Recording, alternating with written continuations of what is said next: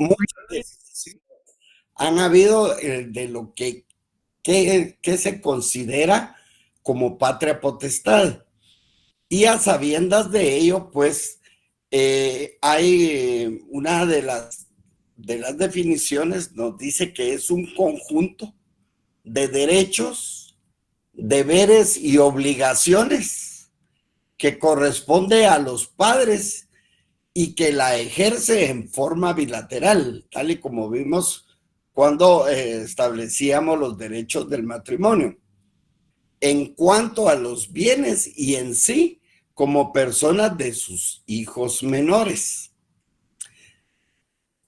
Dentro de la evolución que ha tenido la patria potestad, esa modificación del Código Civil francés, efectuada recientemente en el año 2002, hizo que variara mucho la definición de patria potestad. Sin embargo, se establece como una institución jurídica por medio de la cual los padres asumen la dirección y asistencia de sus hijos menores en la medida que reclamen las necesidades de estos. Esto según Push Peña.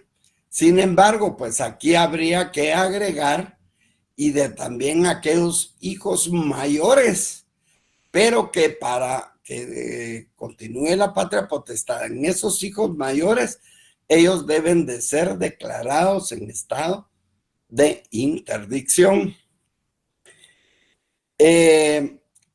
Augusto Belucio nos establece que es un conjunto de derechos y deberes que tiene por finalidad el interés del hijo. Corresponde al padre y la madre hasta la mayoridad o mayoría de edad o emancipación del hijo. Esta es una definición fuera, no es guatemalteca. Protegerlo en su seguridad, su salud y su moralidad para asegurar su educación y permitir su desarrollo dentro del respeto debido a su persona. Y estas pues estas definiciones han nacido a través de esas precisamente modificaciones y en las nuevas reformas del derecho civil y penal francés. El código el código no la define, sino que únicamente nos dice quién la ejerce. Leamos el artículo 252. Alguien que lea el artículo 252.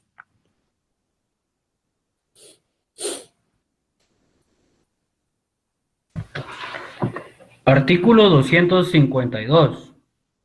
En el matrimonio y fuera de él, la patria potestad se ejerce sobre los hijos menores, conjuntamente por el padre y la madre en el matrimonio y en la unión de hecho, y por el padre o la madre en cuyo poder esté el hijo en cualquier otro caso. Los hijos mayores de edad permanecerán bajo la patria potestad solamente que hayan sido declarados en estado de En interdicción. estado de interdicción. Por eso es que yo les digo que a esas definiciones anteriores se deben tomar en cuenta los hijos mayores de edad que van a permanecer bajo la patria potestad, pero siempre y cuando hayan sido declarados en estado de interdicción. En la patria potestad se establece que en el matrimonio, o sea, matrimonial y fuera de él, ¿verdad? La patria potestad se va a ejercer sobre los hijos menores conjuntamente por el padre y la madre y en la unión de hecho. Acuérdense que en la unión de hecho declarada. Como ven, dentro de esta definición ya podemos decir que dentro de ese conjunto de derechos y obligaciones, esos deberes, pues van a existir varios elementos dentro de la figura de lo que es la patria potestad. Va a haber un elemento subjetivo, un elemento objetivo y un elemento formal. Dentro de los elementos subjetivos están los padres y los hijos.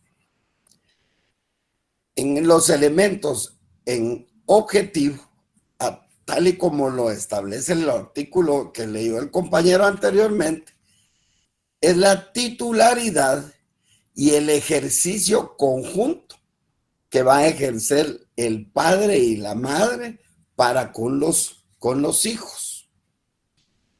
Y el elemento formal, o sea, ¿para qué? Es el derecho de representar legalmente a esos, a los menores. Leamos el artículo 254.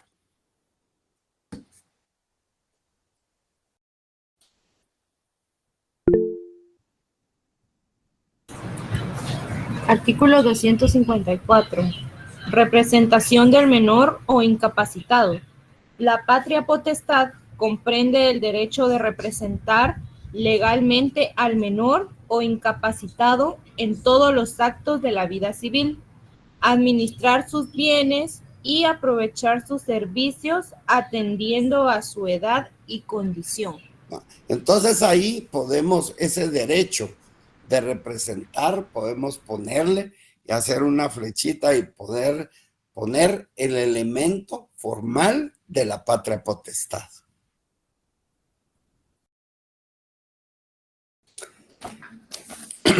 ¿Qué características vamos a tener dentro de la figura de la patria potestad? Por lo tanto, si la ejerce padre y madre, pues esto tiene un carácter personalísimo y va a ser como efecto directo de esa relación del hijo para con el padre.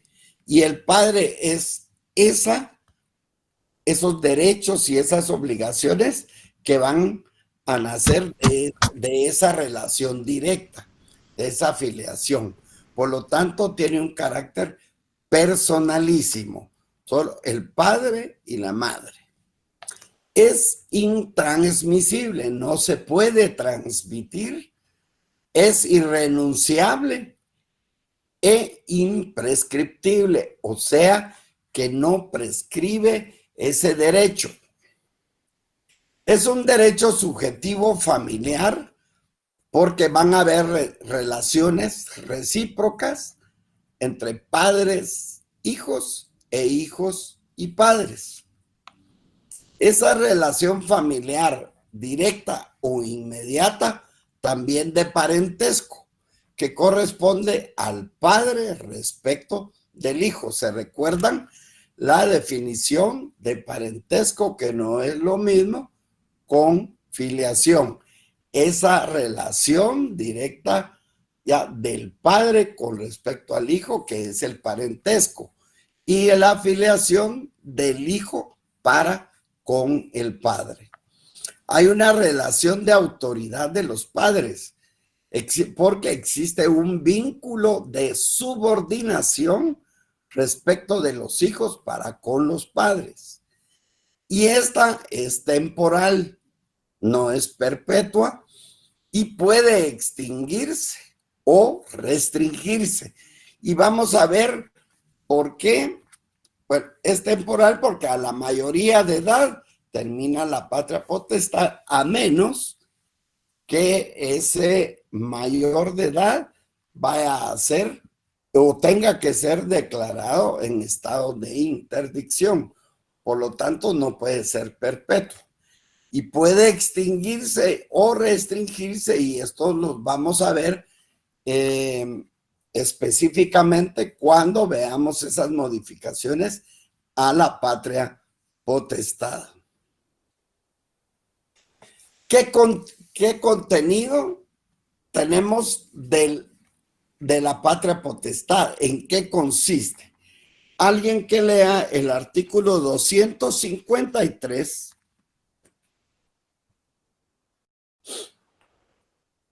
Artículo 253. Obligaciones de ambos padres. El padre y la madre están obligados a cuidar y sustentar a sus hijos, sea o no de matrimonio, educarlos y corregirlos, empleando medios prudentes de disciplina, y serán responsables conforme a las leyes penales si los abandonan moral o materialmente y dejan de cumplir los deberes inherentes a la patria potestad. O sea, una de las es cuidar, ¿verdad? O sea, la integridad de la vida de los hijos, ya sea psicosomática, porque es por salud, o social, como todas esas actividades recreativas, o patrimoniales desde el punto de vista pecuniario. También sustentar, pues proveer a alguien del alimento necesario. Eso es quiere decir sustentar. Educar, pues desarrollar o perfeccionar las facultades intelectuales y morales del niño, y corregirlos, sí. Garantizar y establecer la autoridad de los padres sobre los hijos, pero de manera moderada, sin lesionar la integridad psicofísica de los niños. Y la responsabilidad, porque son responsables de los actos de sus hijos. Esto es el contenido, ya usted lo puede subrayar: cuidar, sustentar, educar, corregir y hacerlos responsables. Hacerse responsables de los actos de los hijos.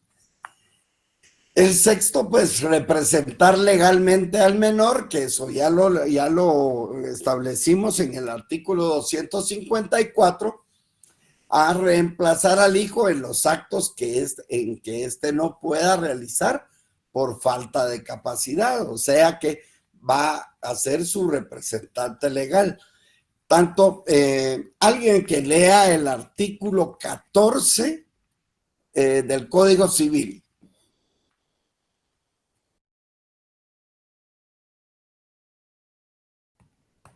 Artículo 14.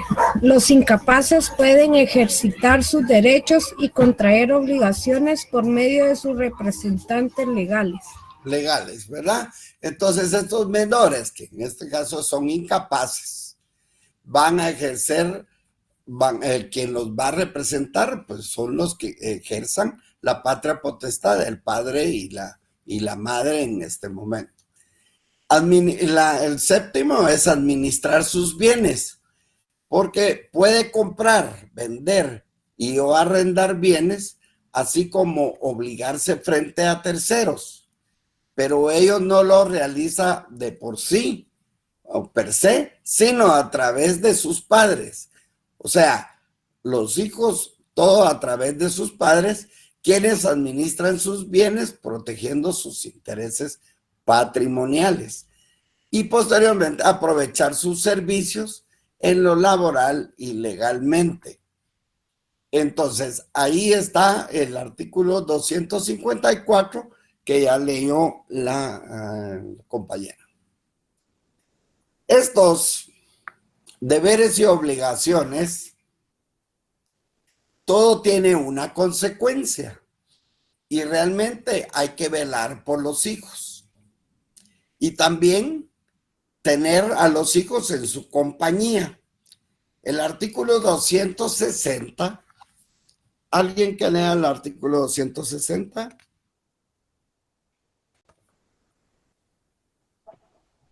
Artículo 260. Los hijos deben vivir con sus padres casados o unidos. Los hijos menores de edad deben vivir con sus padres o con el padre o la madre que los tenga a su cargo. No pueden, sin permiso de ellos, dejar la casa paterna o materna o aquella en que sus padres los han puesto, debiendo en todos los casos ser auxiliada la autoridad doméstica por la pública, para hacer volver a los hijos al poder y obediencia de sus progenitores. Exactamente. Entonces, ¿pero qué pasa si esto no es, no se cumple? el incumplimiento va a ser punible. Y esto está a través del artículo 483 del Código Penal, en el cual se establece: serán sancionados con arresto de 15 a 40 días, y en el numeral séptimo se establece: los encargados de la guarda o custodia de menores de edad que los abandonaren, exponiéndolos a la corrupción, o no les procurasen asistencia y educación. O sea, que tienen que velar por los hijos, tenerlos en su compañía, pero el incumplimiento va a ser punible, y su fundamento lo tenemos en el artículo 483 del Código Penal. Hay que alimentarlos.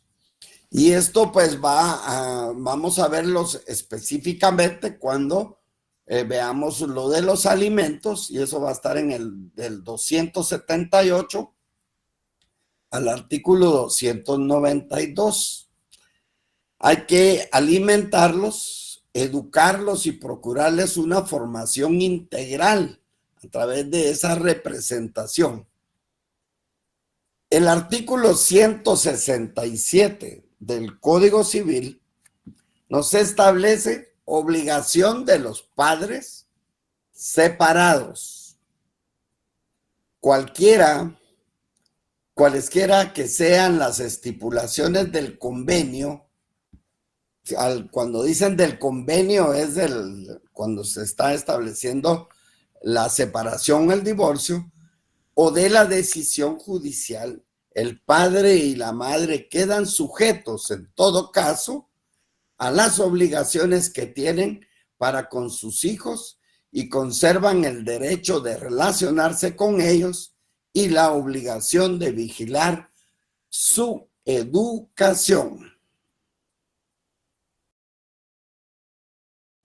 Ahora bien, al establecer y que es una relación paterno-filial, pues también hay deberes y obligaciones de los hijos para con los padres, ya que los hijos deben obedecer a los padres como un correlativo a las facultades de los padres, pero sin un carácter absoluto, como ya dijimos anteriormente, en la corrección, y deben respetar a los mismos, a sus padres. En el artículo 263, pues se establece: los hijos deben respeto a sus padres. Los hijos, a ver, alguien que lo lea, el 263. Eso es un artículo muy importante. Los hijos deben respeto a sus padres. Artículo 263. Los hijos, aun cuando sean mayores de edad y cualquiera que sea su estado y condición, deben honrar y respetar a sus padres, y están obligados a prestarles asistencia en todas las circunstancias de la vida.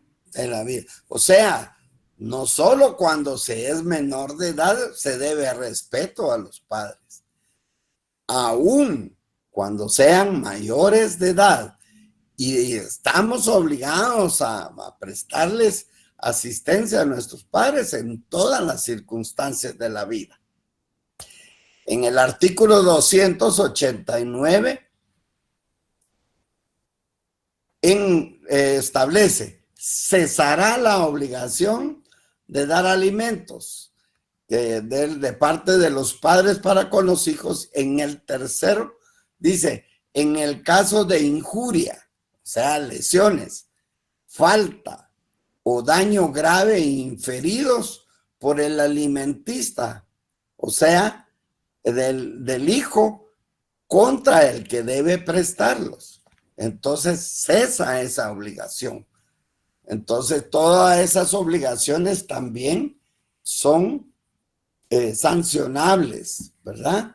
Según el artículo 289.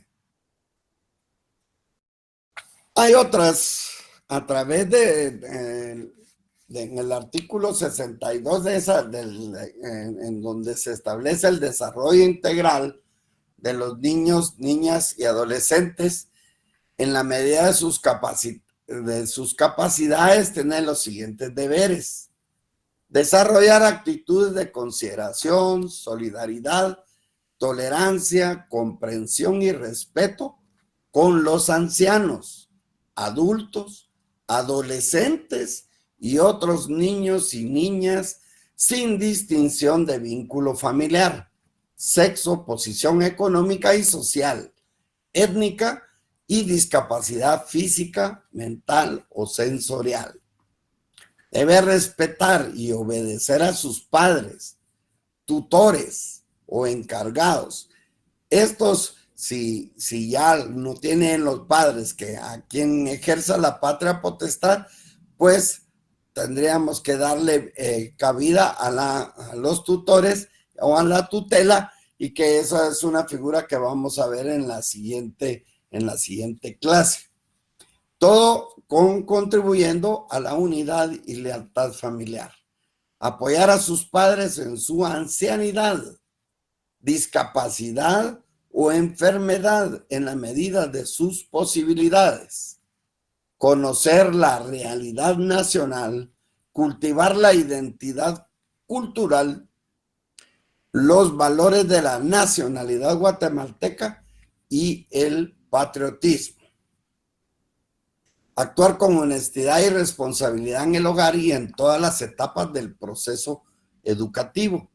Esforzarse por asimilar los conocimientos que se les brinden, tratar de desarrollar las habilidades necesarias para alcanzar un adecuado rendimiento escolar, cumplir con las disposiciones disciplinarias establecidas en el centro escolar donde curse sus estudios, siempre y cuando se administren de modo compatible con su dignidad y no contravengan esta ley ni las leyes del país. Participar en las actividades escolares y de su comunidad, cuidar y respetar sus bienes, los de su familia, los de su centro de enseñanza y los de la comunidad, participando en su mantenimiento y mejoramiento. Colaborar en las tareas del hogar, siempre que éstas sean acordes a su edad y desarrollo físico y no interfieran con sus actividades educativas y desarrollo integral. Cumplir con los tratamientos médicos, sociales, psicológicos o de otra índole que sean necesarios para su bienestar.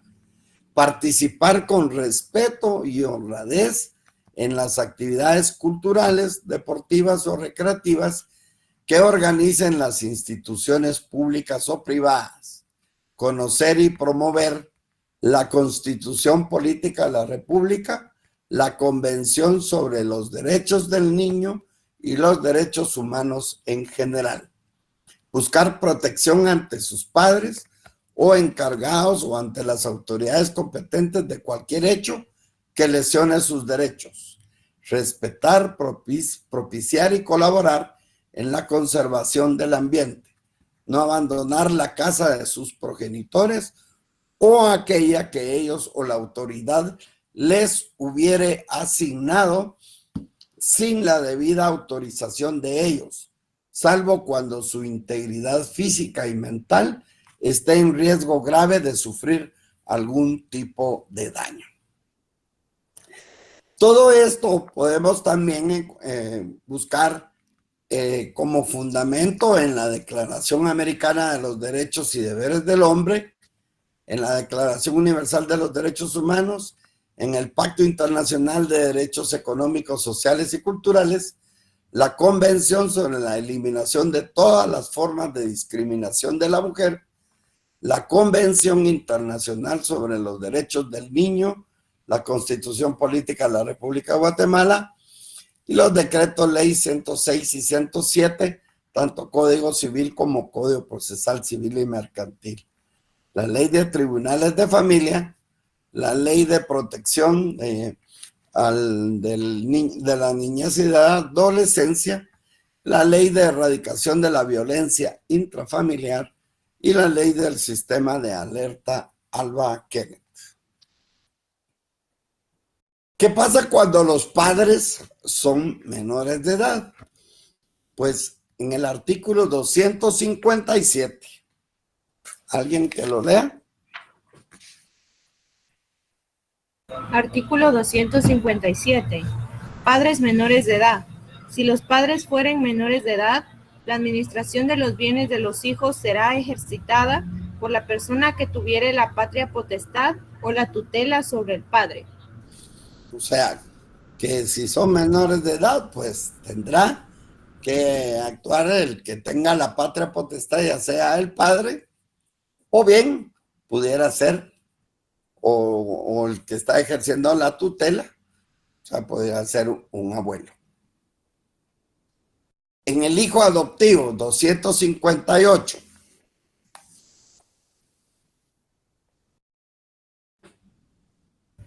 Hijo adoptivo. La patria potestad sobre el hijo adoptivo la ejerce únicamente la persona que lo haya adoptado, por declaratoria judicial de adoptabilidad dictada por el juez de la niñez y la adolescencia. Exactamente. O sea que esto lo van a entender cuando vean, ustedes van a leer la ley de adopciones, pero la ejerce únicamente por la persona que lo haya adoptado, porque puede hacer que solo lo adopte una sola de las personas, tanto el padre o solo la madre, o si lo adoptan ambos, pero se puede dar esa variante. Entonces ellos son los que ejercen la patria potestad, la persona que realmente lo haya adoptado. ¿Qué pasa cuando hay una madre soltera o separada? 261. Artículo 261. Cuando el padre y la madre no sean casados ni estén unidos de hecho, los hijos estarán en el poder de la madre. En la madre.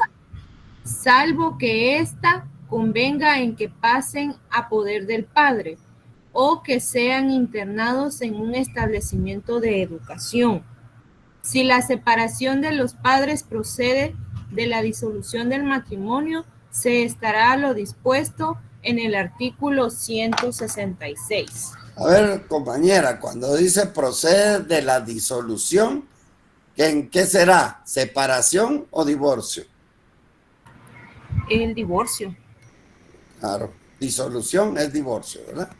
Siga, compañera, muy bien. En todo caso, el que por vías de hecho sustrajere al hijo del poder de la persona que legalmente lo tenga a su cargo, será responsable conforme a la ley y la autoridad deberá prestar auxilio para la devolución del hijo a fin de reintegrar en la patria potestad al que la ejerza especialmente. Muy bien. Bueno, pues ahí está. ¿Qué es lo que pasa en la madre soltera o separada? Como no estamos viendo todavía lo que es la tutela, sin embargo, si no hay quien ejerza la patria potestad, pues se tendría que nombrar una persona que es un tutor especial. Leamos el artículo 268.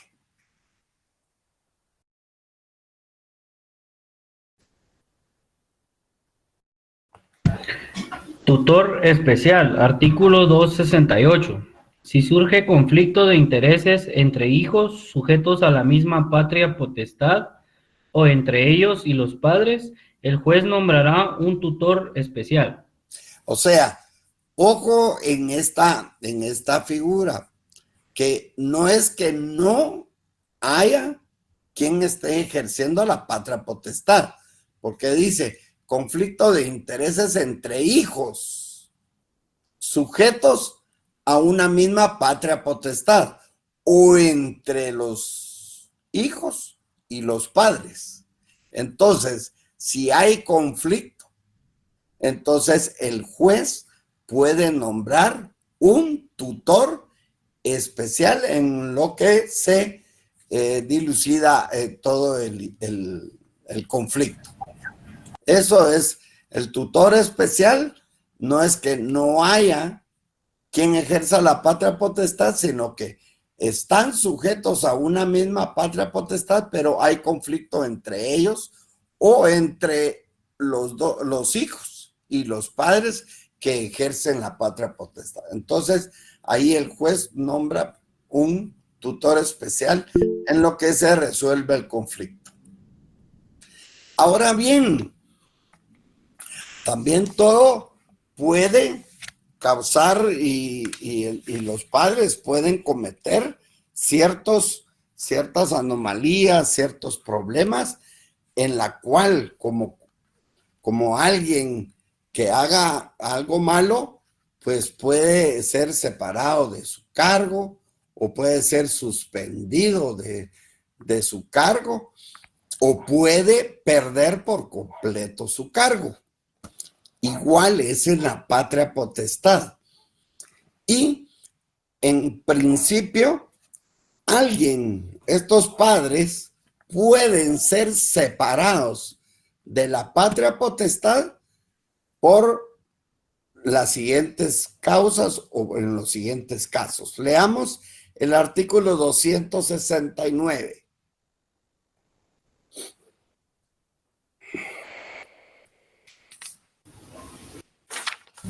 Artículo 269. Si el que ejerce la patria potestad disipa los bienes de los hijos o por la mala administración disminuye o desprecia. Dice, mire pues, separación de la patria potestad. Si el que ejerce la patria potestad disipa los bienes de los hijos o por su mala administración se disminuyen o deprecian, será separado de ella a solicitud. O sea, que primer caso, que disipe los bienes de los hijos. Disipar es que haga mal uso de los bienes, que los destruya, que se los gaste en otros menesteres, o por su mala administración y que se disminuyan o deprecien. Entonces hay que separarlos de la patria potestad. Pero ¿quién lo va a solicitar? Y ahí establece que, a ver, en el 269, entonces continúe ahí, pues, será separado de ella. Siga, pues, compañera. A solicitud de los ascendientes del menor. Ascendientes del menor. ¿Quiénes serán los ascendientes del menor?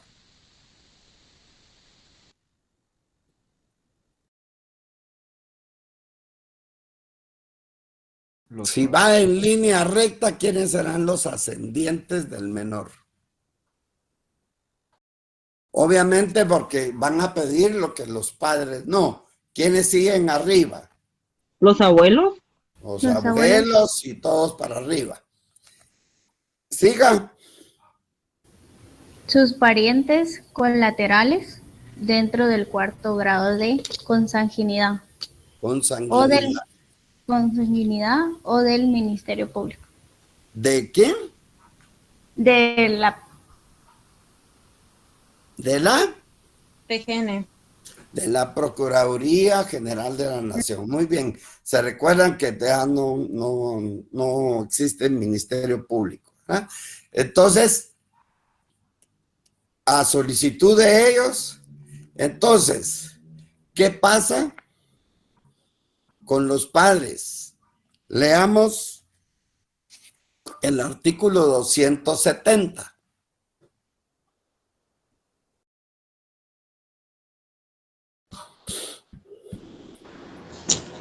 Artículo 270. Los padres están obligados a prestar garantía de la conservación y administración de los bienes de los hijos cuando pasen a ulteriores nupcias o cuando sean declarados en quiebra. En quiebra. O sea que los padres deben de prestar garantías si se casan por otro lado o si fueran declarados en quiebra. Veamos el 271.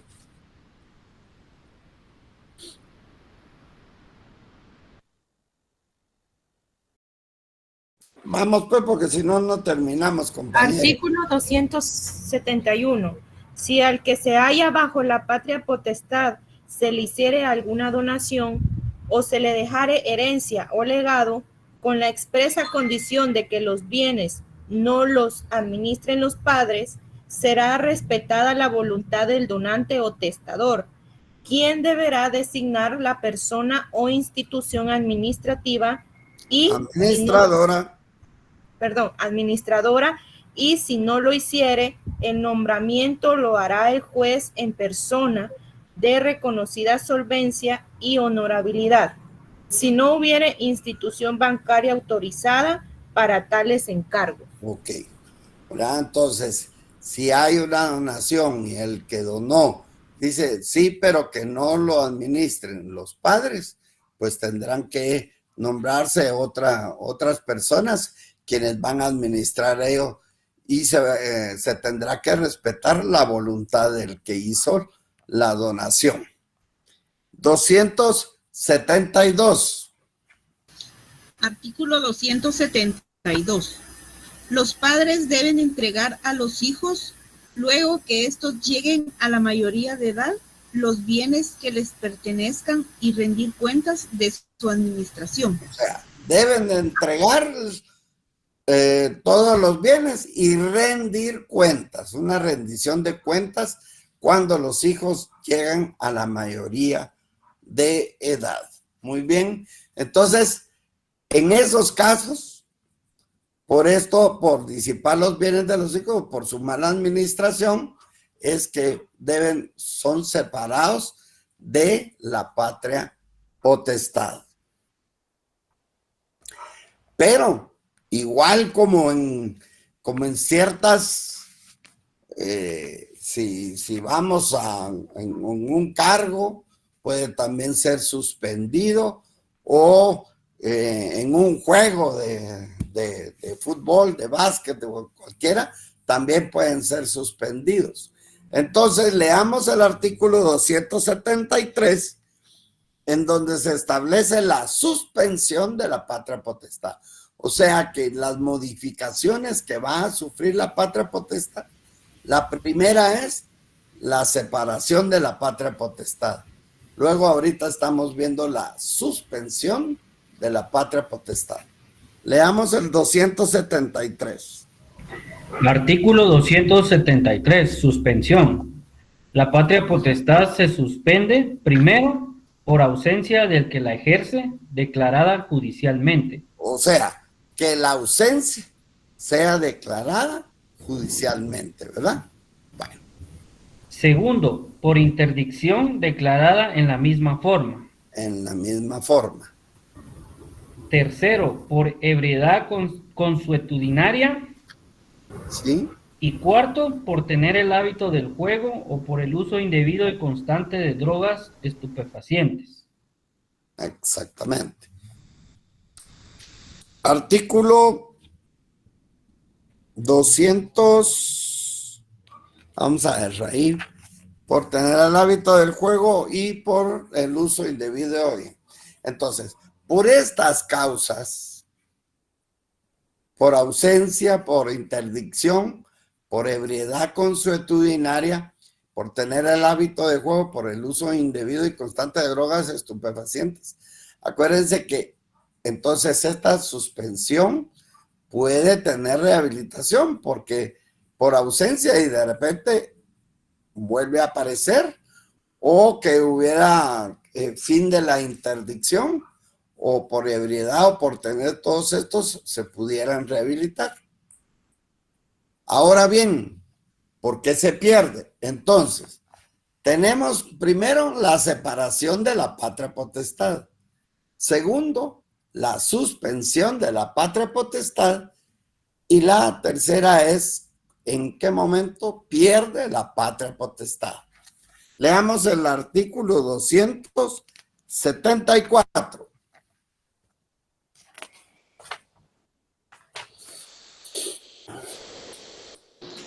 Artículo 274. Pérdida. La patria potestad se pierde, 1, por las costumbres depravadas o escandalosas de los padres, dureza excesiva en el trato de los hijos o abandono de sus deberes familiares. 2, por dedicar a los hijos a la mendicidad o darles órdenes, consejos, insinuaciones y ejemplos corruptores. 3, por delito cometido por uno de los padres contra el otro o contra la persona de alguno de sus hijos. 4, por la exposición o abandono que el padre o la madre hicieren de sus hijos para el que los haya expuesto o abandonado. Y 5, por haber sido condenado 2 o más veces por delito del orden común, si la pena excediere de 3 años de prisión por cada delito. También se pierde la patria potestad cuando el hijo es adoptado por otra persona. Claro, ¿verdad? Entonces, ¿quién será quien va a ejercer la patria potestad? A ver, compañera, ¿qué me diría?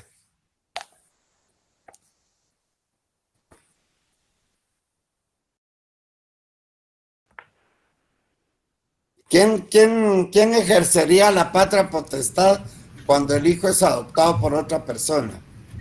¿Por el adoptante, licenciado? Exactamente, ahí está ya leímos el artículo, ¿verdad? ¿Estamos? Bueno.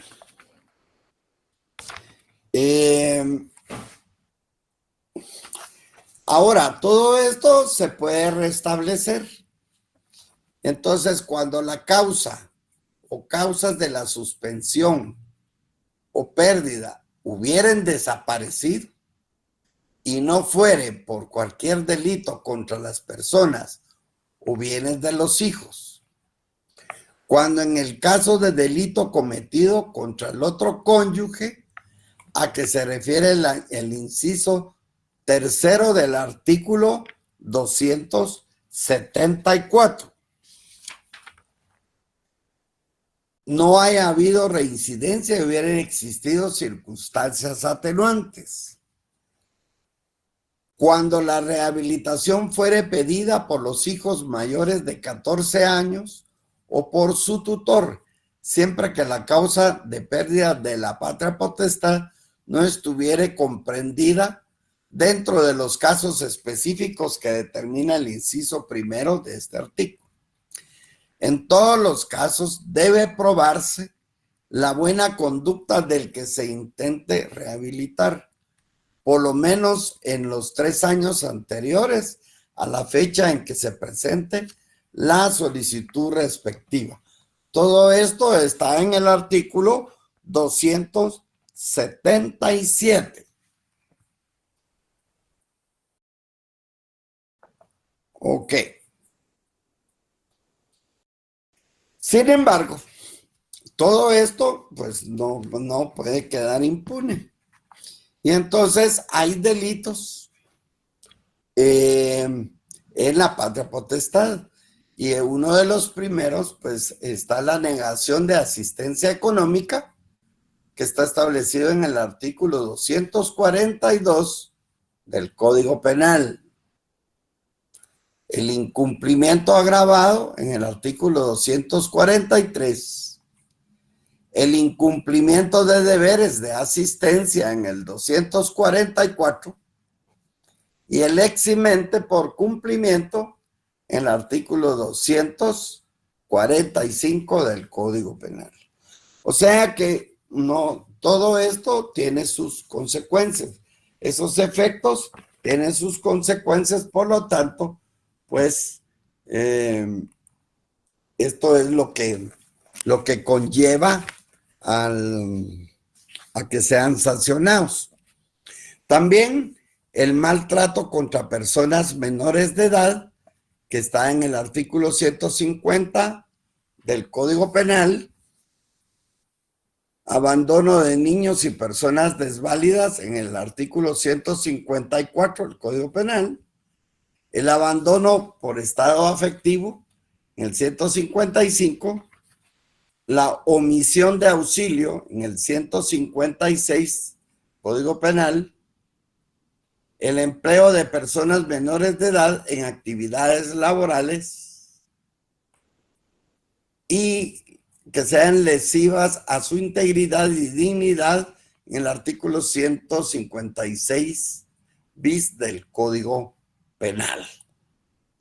Esto es todo lo concerniente a lo que significa la patria potestad.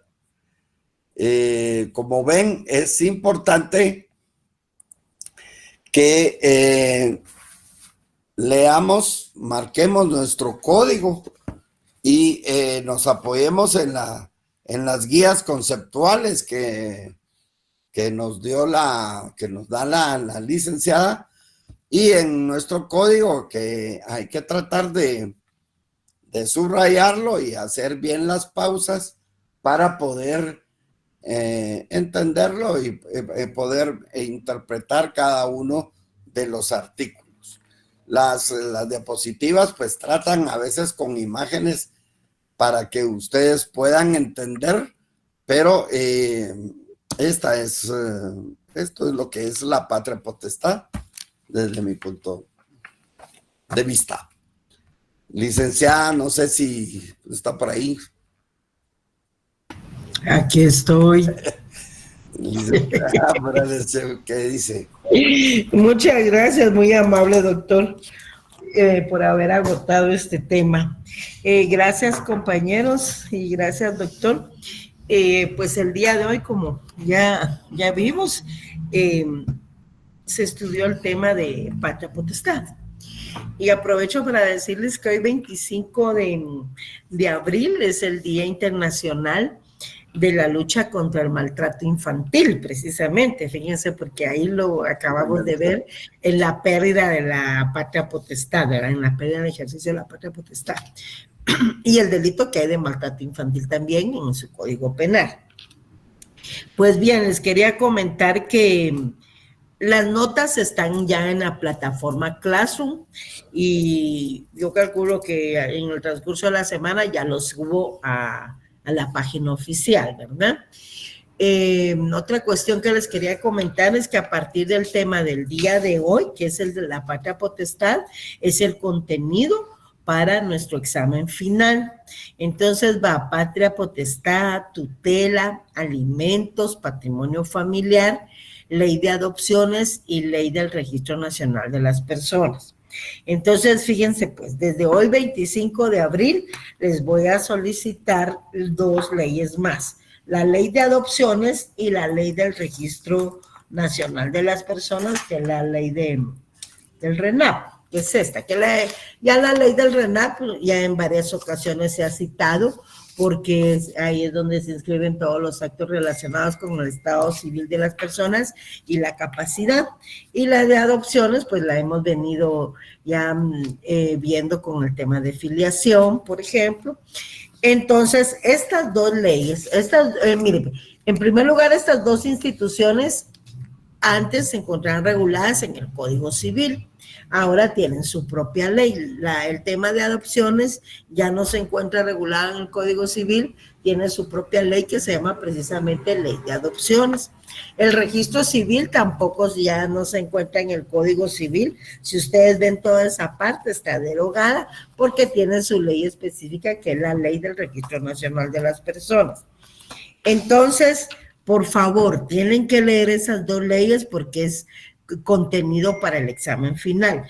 Yo les estaré enviando posteriormente, tal vez la semana entrante, unas guías de lectura para que ustedes se concentren en lo más importante de ambas leyes, ¿de acuerdo? Así es que por mí, muchas gracias. Yo en el tema de la patria potestad, quiero que les quede bien claro que la patria potestad solo la ejercen los padres con los hijos, ¿verdad? Ya vimos, y eso ya se los explicó el doctor, pero yo lo que quiero, en lo que yo quiero hacer referencia es en donde ustedes deben de concentrar su atención. En primer lugar, pues es obligatorio que lean el artículo 252 al 277 del Código Civil. En segundo lugar, que ya les haya quedado claro que la patria potestad solo existe entre padres e hijos, ¿verdad? Ya cuando otra persona, un tercero, se va a encargar de los bienes y persona del menor, ya ahí ya es tutela, que ese es nuestro próximo tema. En segundo lugar, también deben de establecer las diferencias entre la separación, la pérdida, entre la separación y pérdida de la patria potestad, ¿ya? Separación, pérdida y suspensión del ejercicio de la patria potestad. Son tres figuras totalmente diferentes: suspensión, pérdida y separación del ejercicio de la patria potestad. Ya el doctor les explicó cada una de las causales, ahí tienen ustedes sus diapositivas y abundantemente ahí está explicado cada uno de los temas. También pues tienen derecho al restablecimiento, ¿verdad?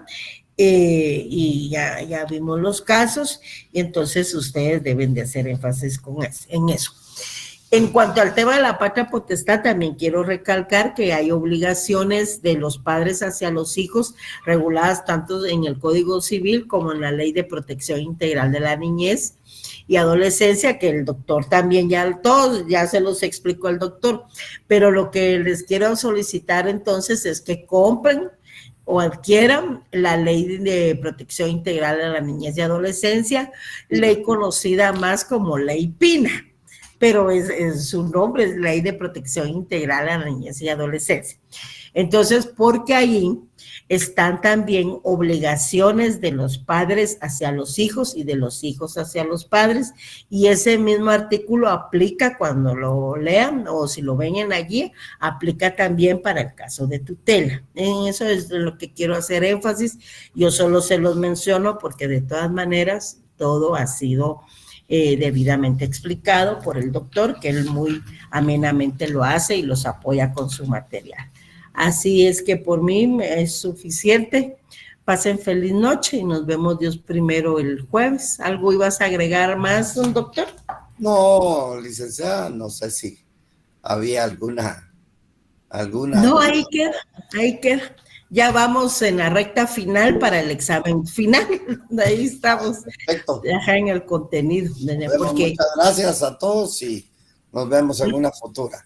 Los exámenes finales van a empezar del 15 de mayo en adelante. Oye, ya cuando tengamos el calendario se los hacemos llegar. Pasen feliz noche. Muchas gracias, Liz. Muchas gracias.